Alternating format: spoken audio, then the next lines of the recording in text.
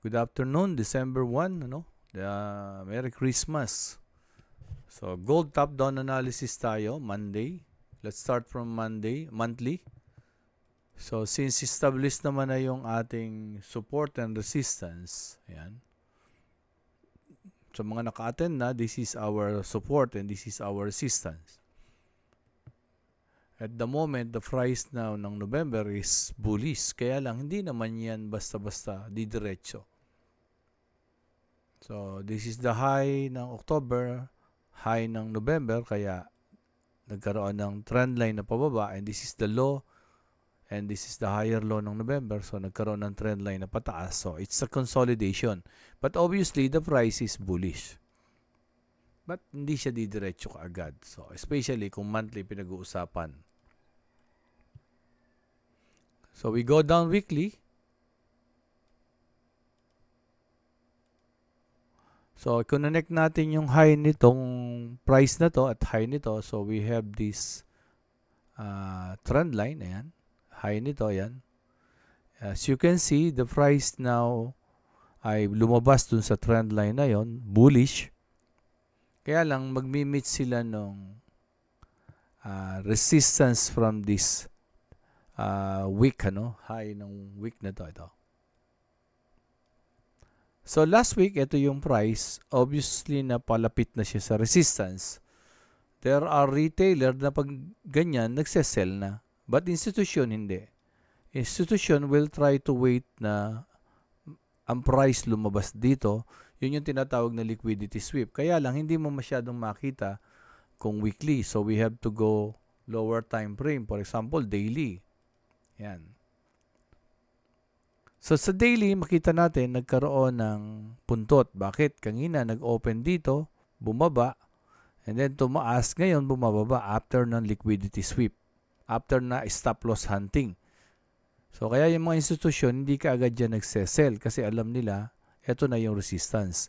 While the retailer, they are selling kasi alam nila to resistance. Then they have their stop losses dito. At yun ang hinihintay ng institusyon.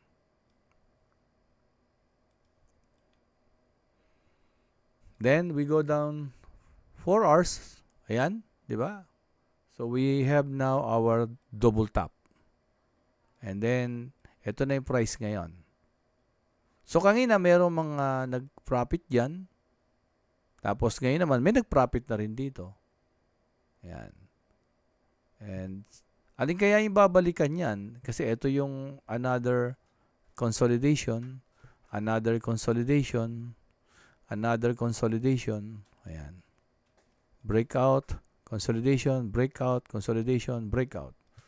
So, resistance, liquidity sweep. So, anong babalikan? Posibleng ito. Pwede rin ito. Ito.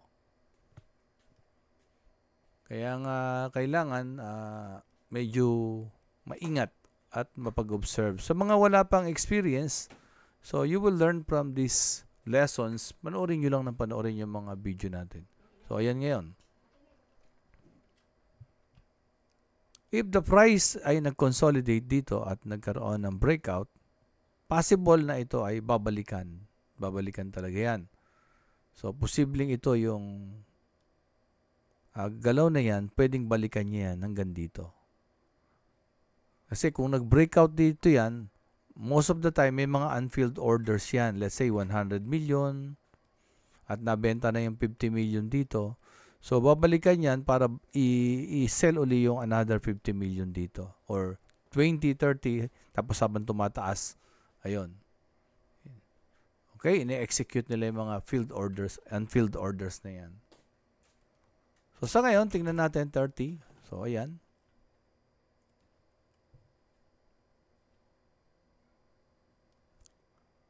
Kung mapapansin nyo, ayan siya, oh. Downtrend. And then, nag-correct dito. This is uptrend. Nag-breakout dito. And then, this is also a downtrend correction from this rally. So, rally, yan, base, then drop. Possible na gano'n. Bakit? Kasi dito nagkaroon ng demand. So, maaaring dito may mga unfilled orders pa na babalikan. Kaya lang, we have to wait. Tulad yan, naka-green nito, no? So, green. Hanggang saan kaya yan tataas? Baba tayo ng lower time frame.